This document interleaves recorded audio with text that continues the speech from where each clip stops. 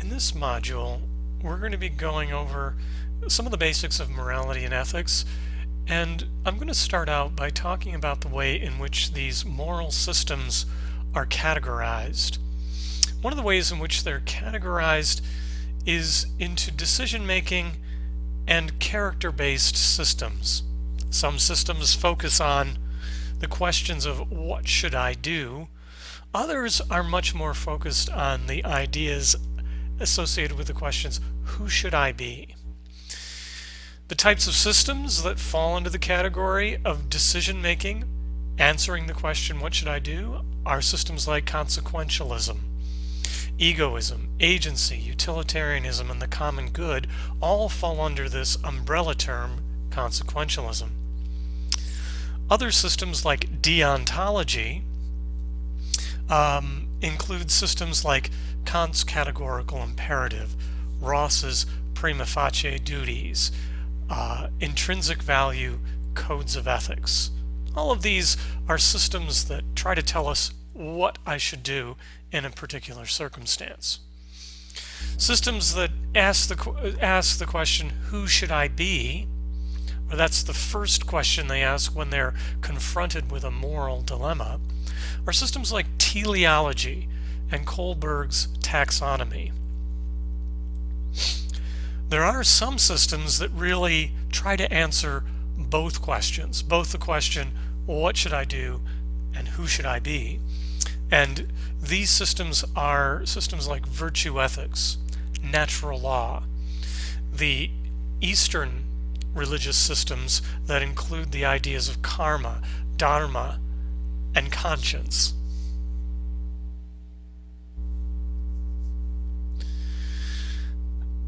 Continuing on with our discussion of the basics of morality and ethics, there are three fonts of the ethical landscape. There are three basic elements to every ethical case that we'll be analyzing. One of those is the intentions. What did people intend to do? And in some cases, it's more than one party that we have to ask this question of, because some of these cases become very complex, and there are many people behaving in many different ways. So we have to evaluate motivations, ask, what were they really trying to accomplish? What do we know about whether or not their intentions were good or bad? And we apply a kind of principled moral reasoning when we're talking about intentions. We ask, what were the principles, what were the values, what were the virtues that this person was applying in this case, or what were the vices that were governing how this person behaved? The second font in this moral landscape is the act in and of itself. Was the act in and of itself a good or bad thing? Killing of an innocent, for instance, is considered an evil unto itself, known as murder. So the act in and of itself can be good or evil.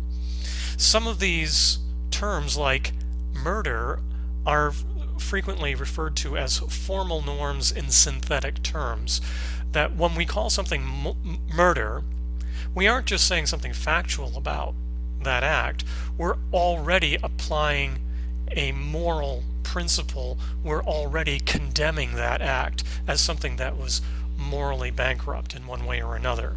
So murder, theft, breaking a promise are all examples of acts in themselves that are evil or bad in this case, but there are also terms that we could use for acts in and of themselves that are good or virtuous.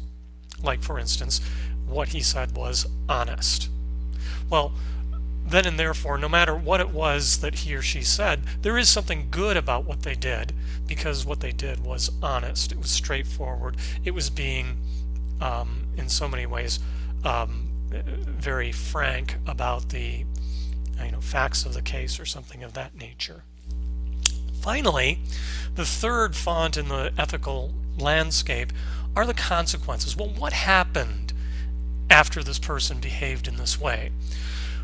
In the end, did good things come about?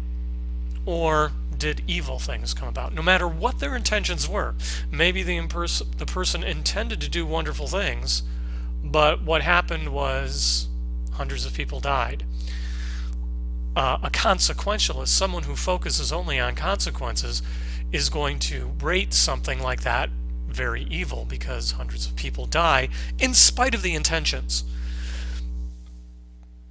It evaluates the concrete results, and it's a very practical way of going about moral reasoning. In so many ways, we're asking what the CEO or other executives of a company ask. They're asking, what's the bottom line? What exactly happened? In the end, who benefits, who is harmed? And if more people benefit than those who are harmed, maybe it was a good thing.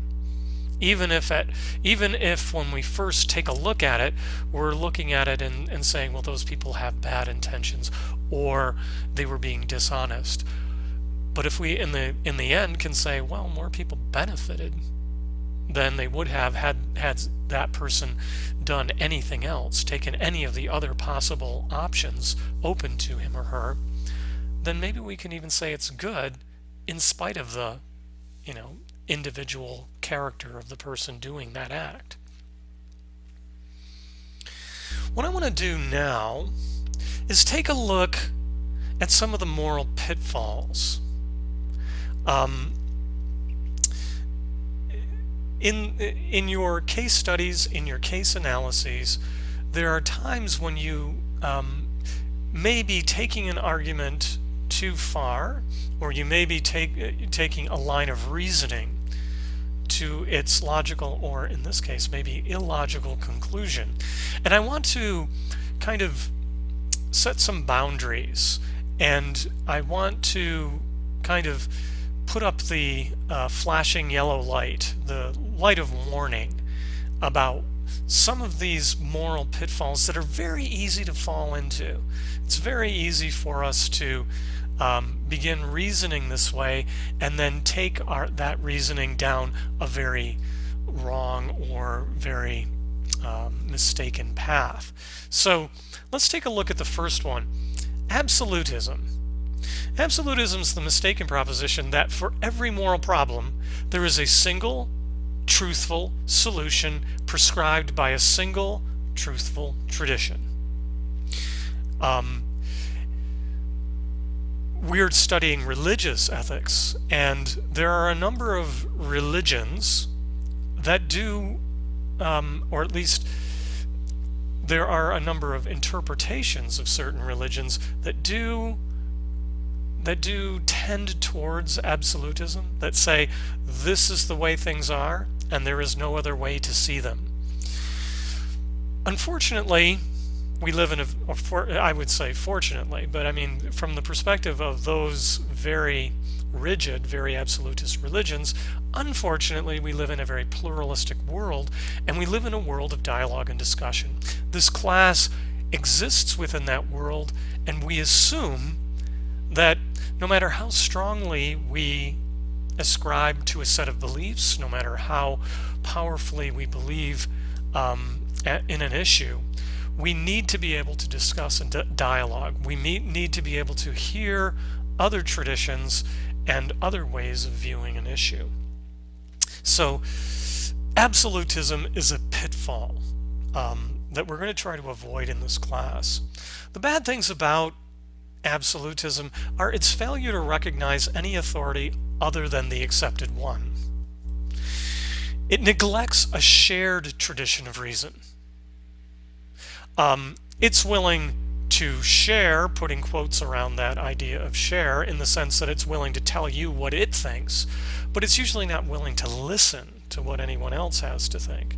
And therefore this kind of alienated tradition reigns, alienated in the sense that it doesn't recognize any other tradition, and therefore from its perspective other traditions are just in error and are garbage, are worthless.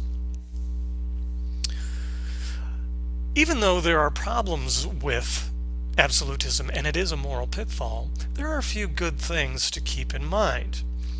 It has a well-developed concept of the truth. And there's nothing wrong with having a well-developed concept of the truth. That's something that we're all striving for in our education here at DePaul. It has a strong sense of group identity and ideological consistency. So, again, not a bad thing, the sense of group identity and ideological consistency, unless, of course, we take that too far. Like, for instance, terrorists are also known as people who have a strong sense of group identity and an ideological consistency. Terrorists are people who would fall under this idea of absolutism. They also have a strong sense of mission and purpose. And again, I guess we could use the terrorist example, although I don't want to harp on that. As a group of people who have a strong sense of mission and purpose. That their mission and purpose is, of course, to impose their ideas on others, because everyone else or any other idea is an error.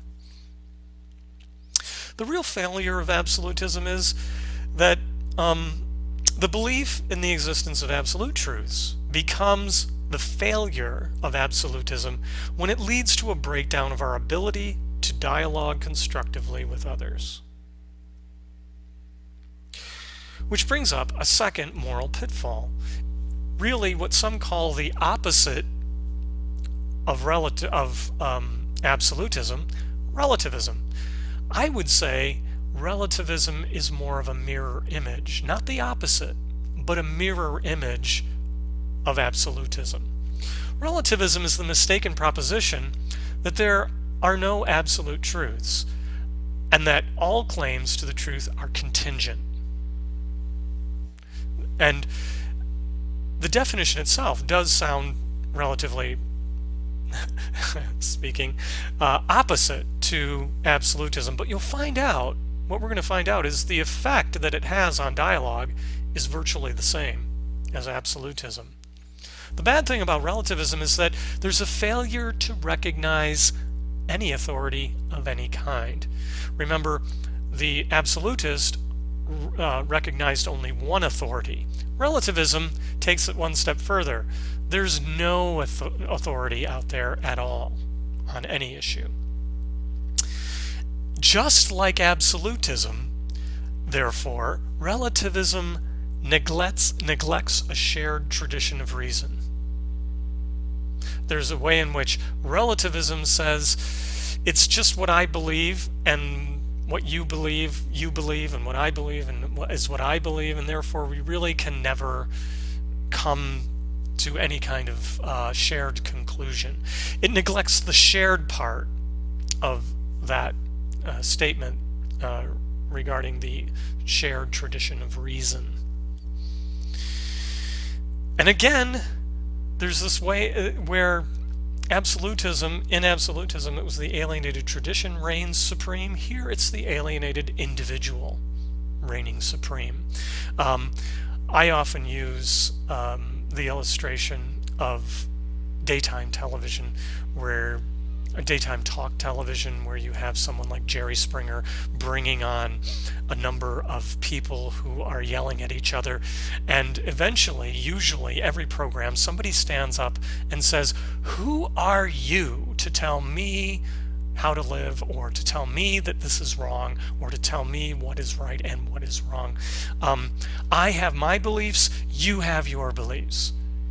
And in that statement is this assumption that we cannot share an interpretation, that we cannot in any way, shape, or form dialogue about this. So that's the failure of relativism. The good thing, there are good things, just like with absolutism, there are good things about relativism. It denies absolute claims that could be the source of conflict. So sometimes relativists, even on Jerry Springer, are able to avoid conflict because they have, they successfully, both the relativists agree, yeah, I guess we can't come to some kind of, shared conclusion on this. We'll just each go our own way. It recognizes the real existence of competing claims to the truth. And this is a very real, real benefit, a real good to relativism, is this recognition of the fact that there are competing claims to the truth, and it's able to validate the truth within various traditions. It's those people on Jerry Springer's show can say, you have your truth and I have mine. I'm not saying mine's better. I'm not saying yours is worse. I'm just saying you've got yours, I've got mine, and never the twain shall meet. So there's a way in which a relativist can validate the truth in another tradition. However, the real failure comes when the recognition of the relative nature of truth, it becomes relativism when it leads to a breakdown of our ability to dialogue with others meaningfully. Another moral pitfall is rationalism. And actually a course like this one sometimes actually dabbles in rationalism. Rationalism is this belief, it's a mistaken proposition, that all moral problems can be resolved through an act of the will. To know what is right is to will the good. And a class like this is proposing that if students take this 10-week course and they learn all about moral theory and principles, they will know what is right and they will do the good. There's nothing wrong with assuming that students who understand moral theory and principle better might actually make choices that are better and that are more moral in their lives. However, to assume that the transfer of ethical knowledge leads to good behavior is psychologically, in so many ways, naive. So the bad is that it's psychologically simplistic, because we often do what we know is wrong. And in fact, at the end of this class, we're going to see a movie about Enron called The Smartest Guy in the Room. And when we take a look at that movie, you should realize that a number of the people who behaved the worst in the Enron scandal were people who probably could have recited to you Kant's categorical imperative, which is an ethical theory, could have recited utilitarianism, and could have given you chapter and verse about the life of Jesus or something of this nature. And yet they did the wrong thing. They clearly did the wrong thing, and they knowingly did the wrong thing in many cases. So it's psychologically simplistic to think that if we transfer knowledge of ethical theory and principle, that somehow that's going to magically change people's behavior. It neglects the emotional dimension of morality. Morality, in essence, is a complex behavior, a complex human behavior that includes not just knowing and willing, but also includes this whole constellation of emotions, psychological, sociological elements that impinge on and have an effect on why we behave and what we do. And also, rationalism leads to the simplistic solutions, that all we need to do is inform the transgressor, that all we need to do is walk into the boardroom at Enron and tell everyone, hey, look, your decisions are not contributing to the common good, and then walk out and expect everyone in that boardroom to say, oh, he's right. Oh, dang. We should just turn everything around and stop making so much money and start treating the people of California fairly. Again, that's a simplistic solution, that we can somehow inform a person or a group of people who are behaving in a certain way that is benefiting them tremendously, and yet is in so many ways the wrong sort of thing from a moral perspective, and in the next moment expect them to change, very easily or very simply. Nevertheless, rationalism has its good side. It recognizes the importance of knowledge and the gathering of data. And both of those are very important aspects to the moral task, to doing the ethical thing. And usually rationalism is the basic motivation behind ethical reasoning and moral theory, that at some point we sit back, we reflect, and we rationalize, and we think through what are the goods and what are the harms we are doing to other people. Finally, the failure is that the concern for ethical theory and increased knowledge becomes the failure of rationalism when it leads to an ignorance of the non-rational motivations that underlie most human behavior. Another moral pitfall is the idea of intentionalism. Now remember, intentions are one of the three fonts of the moral world. We have to focus on intentions at some point. But intentionalism is the mistaken proposition that the entire moral enterprise can be determined exclusively by the participants' intentions.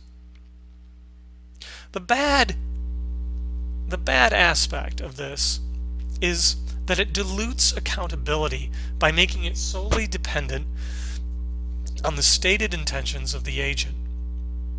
So, I pressed the button, but I thought it was going to deliver candy to the children of Moscow, and what it really did was it launched the nuclear warhead that totally destroyed Moscow. My bad, I'm sorry. All should be forgiven because my intentions were good. Well, I mean, that's an extreme and obviously silly example, but in the end, don't consequences mean anything when something horrible happens, when people are genuinely harmed, just because you meant to do the right thing or what you were doing was legal at the time? That makes it all okay? That certainly raises questions, I think. Another thing that intentionalism cannot do is it can't deal effectively with deception. What if I tell you my intentions were good when really they weren't? But all you know is what I tell you. You can't get inside my head. We don't have mind-reading machines. You can't stick a little helmet on my head and read my mind. So if I come up to you and say, "Oh, my bad, sorry about that. I didn't realize that cheating you out of that mortgage would make me a whole lot of money and completely, bankrupt you. Sorry about that." How do we know that was really the intention of the bank or that representative of the bank? Do we know that? Are we sure? Seems to me like the bank representative should have known that the way in which he or she was behaving was going to lead to my bankruptcy and lead to, their tremendous wealth. Seems to me they know that, but they're deceiving us by telling us that their intentions were different. And if all I have are the intentions, and that's all I'm looking at, then I have a hard time dealing with that deception. I don't know what to do with it. It also cannot deal effectively with incompetence. Oops, again with a mortgage. Oops, yeah, I didn't realize that, the mortgage contract that you were signing was going to lead to your bankruptcy. Sorry, my bad. Again, shouldn't you, as a mortgage broker, shouldn't you have known? That's very, if it's true what you're saying about your intentions, then you should be brought up on charges of incompetence. You're incompetent. Well, all we're looking at here are intentions, so my incompetence doesn't really mean anything if all we're looking at is intentions. Finally, intentionalism cannot deal effectively with competing moral claims in a situation of conflict. And again, here I'm going to use an example that is probably very exaggerated, but it's a real historical example. People who were generally thought of as very good people who owned plantations in early 19th century South Carolina, would have been considered good when they beat their slaves, because, generally speaking, by the society in which they lived. Primarily because it helps discipline the slave, keeps them from running away and being a bad example to all the other slaves who were, working themselves literally to death on all the other plantations in South Carolina. From a slave's perspective, however, they wouldn't have interpreted being beaten by their master as being something that was a good intention. So, in a situation of competing claims, whose claim do we take seriously? Is it the slaves who are beaten? Does that interpretation of the intention rule, or do we take the word of the plantation owners and say, well, the plantation owners meant to do the right thing, and from their perspective they were doing the right thing? So whenever there are these competing claims in a situation, that the intention was good, no, the intention was bad, how do we resolve a case when there are these kinds of competing moral claims at work? The good of intentionalism is that it recognizes the psychological and emotional aspects of ethical decision making. It recognizes that there are intentions, and those intentions are informed by psychology and emotion. It understands that consequences are not always predictable, and how this fact should have an impact on our moral judgment. That sometimes I really meant to do the right thing, and unfortunately accidents happen, things out of my control, or things that I could never have predicted happened, and I shouldn't be condemned, or I shouldn't be held accountable for those things I couldn't control. Also, a good thing about intentionalism is that it's a recognition that we do not have ultimate control over the consequences of our actions, only the relative good or bad intentions that we bring to a situation. Concern for the intentions in a situation becomes the failure of intentionalism when the consequences and the act in itself are seen as completely outside the moral landscape. In other words, intentionalism doesn't recognize that consequences and the act in and of itself need to play a role in our judgment. And intentionalism is this idea that all we have to do is focus on the intentions.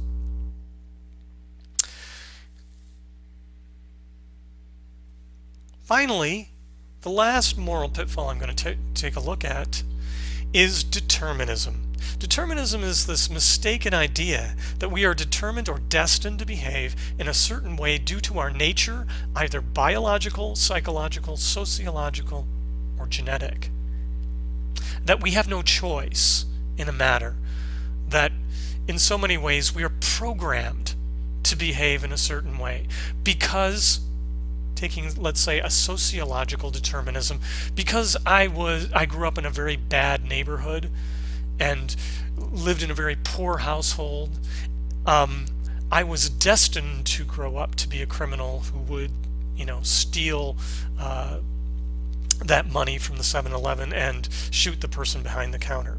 That would be an example of, for instance, a sociological determinism. Genetic determinism would say, because you have this certain genetic code, you were predetermined to go on that murderous spree at your place of work when you were frustrated by your supervisor the other day.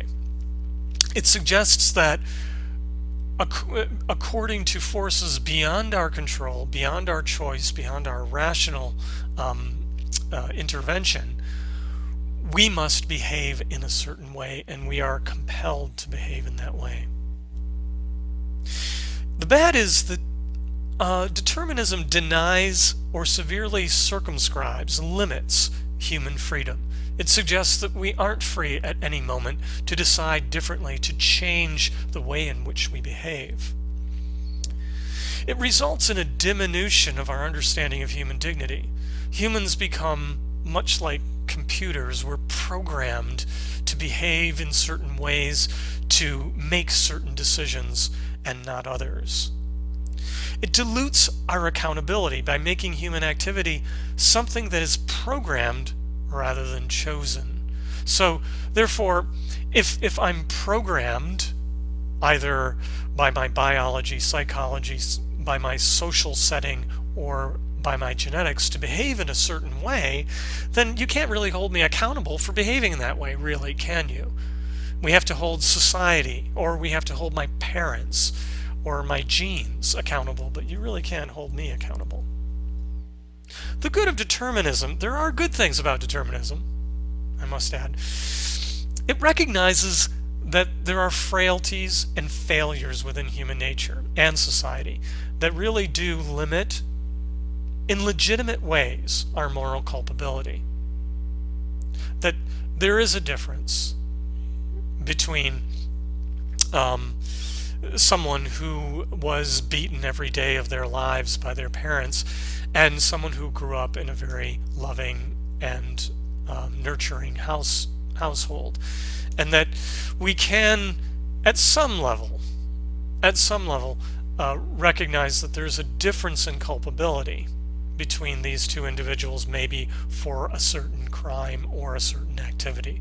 Not that we exonerate the one who was beaten, but that we recognize that there were motivations for the crime that really were beyond their control at some level. It reminds us of the limitations of human reason and decision-making powers. Back to rationalism. This determinism often fights with rationalism, because determinism suggests that it isn't our rational decision-making faculties that are necessarily the faculties that win the day every time. Sometimes it's these emotional or psychological or sociological forces that are in so many ways impinging on our decision-making ability. The failure is that the concern for social, psychological, biological limitations to our behavior, it becomes determinism when it denies that human beings have the freedom to choose differently from any of these determining factors. That is, yes, I was beaten every day of my life as a child, but today I don't have to choose to go into the 7-Eleven, steal money, and shoot the person behind the counter. I can choose differently. In fact, I have money in my pocket. I can go in, purchase what I need, and leave the gun in the car, or not have a gun at all. Maybe a good idea as well. Anyway, those are the moral pitfalls, and this is the end of our basic introduction to morality and ethics. You have now a number of readings and a few assignments to do to complete this week. Hope you enjoy them.